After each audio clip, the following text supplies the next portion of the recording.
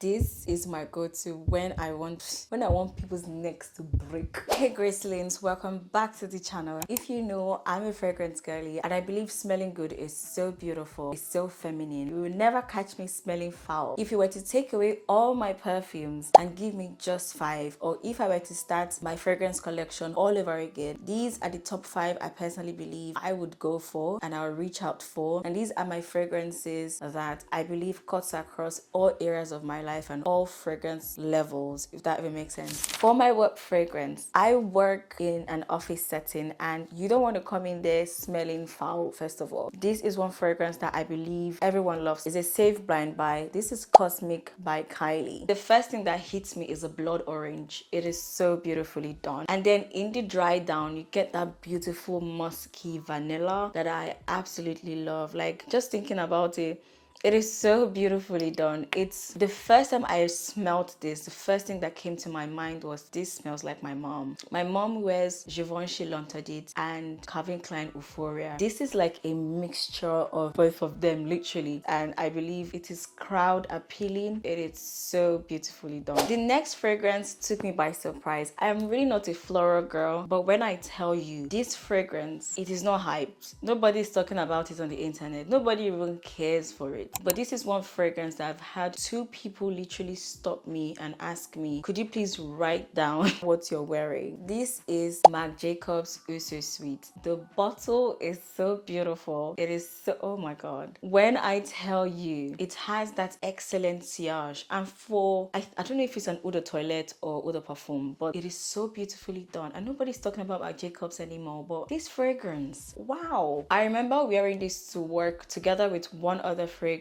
and I got into the kitchen obviously to get water. I always start my day with a bottle of water, and the lady was like, you smell so good. I was like, thank you. She's like, could you please write it down for me? I was like, of course.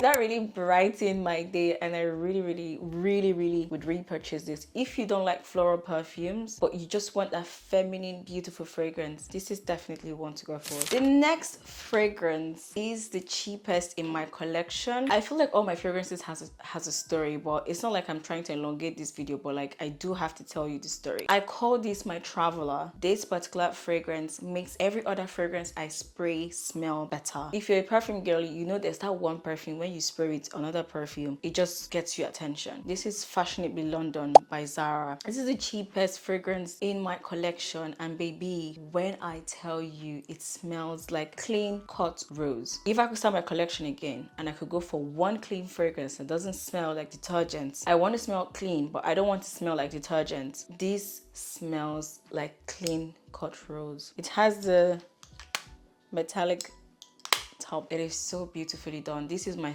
3rd bottle. That should conclude everything. If it's trash, best believe you know I won't bother. There are other perfumes in my collection that I will never repurchase, but this one, oh my god, over and over and over and over again. I think vanilla is one of those beautiful notes that should always be in your collection. It's so feminine, it's so girly. While vanilla, I will always repurchase Kylie Vanilla 28. I know I'm gonna get a lot of, oh, I don't like it. But see, let me tell you something. Don't listen to the internet. Because of how much hate this perfume had gotten, I was no longer interested in purchasing it. But I wanted to try other fragrances from Kylie, and so I got the Discovery collection.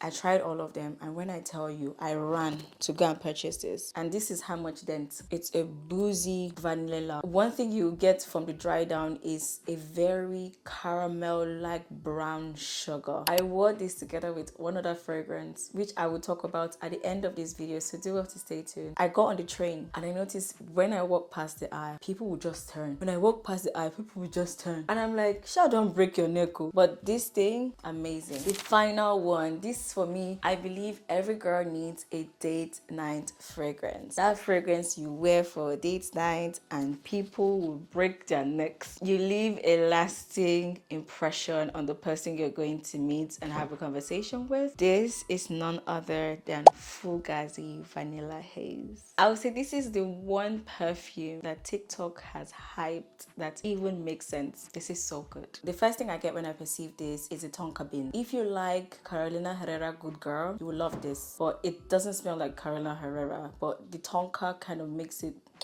lovely. And then they dry down, I get caramel ice cream. When I tell you this fragrance, every time I want to get attention, you smell like ice cream, Grace. You smell like ice cream, Grace. You smell like ice cream. Now, Vanilla Haze and Kiali Vanilla 28. Wow. Wow.